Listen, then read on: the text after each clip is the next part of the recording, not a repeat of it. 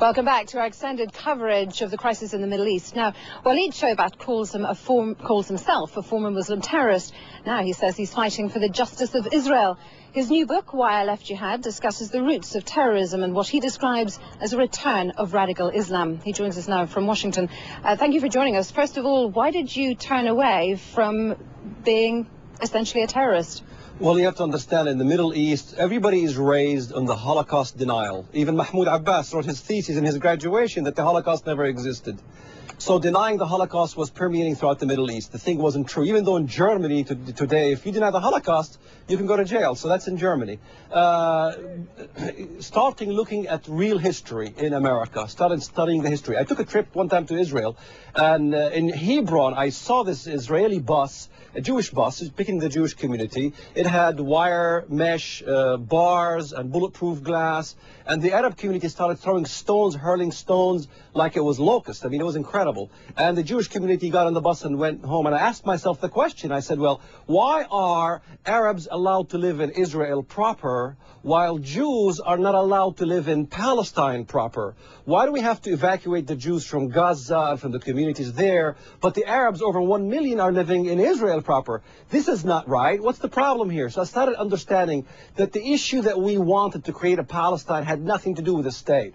It has something to do with racism. What we see today, Hamas growing Al-Qaeda-like base entity ruling the Palestinians there, is really Al-Qaeda style rule and government. So the Palestine I've dreamt about has become a psychosis of hysteria, a psychosis of bus bombings, a psychosis of killing Israeli civilians no matter what they are, as long as they're Jews. This is why Nasrallah apologizes to Arabs when they are killed, but he doesn't apologize to Jewish children when they are killed. It has nothing to do with... All right, let me jump in there if I may. Because obviously, you know, Islamic Jihad and Hezbollah are united in their antipathy towards Israel. But what are the common links, do you think, between Palestinian militia and Hezbollah?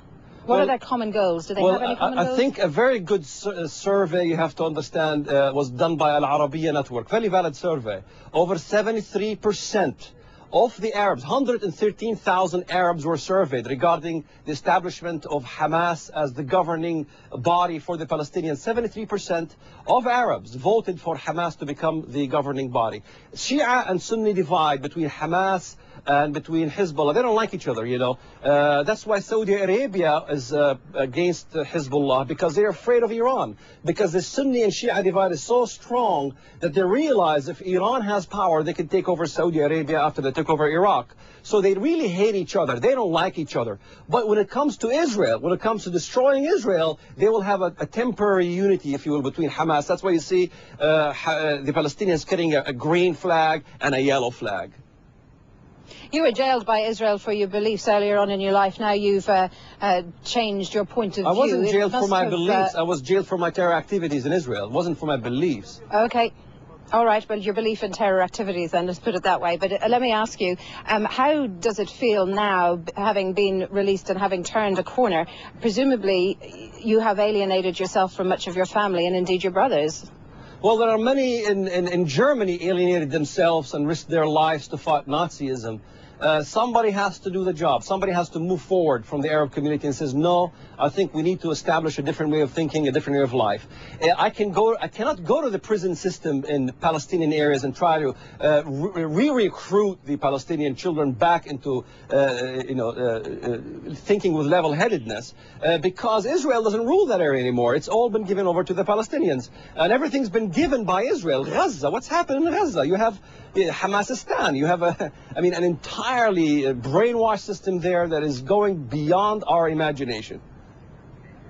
All right, we have to leave it there. We're out of time. Walid Shoebat in Washington, D.C. Thank you very much indeed for joining us. Hala.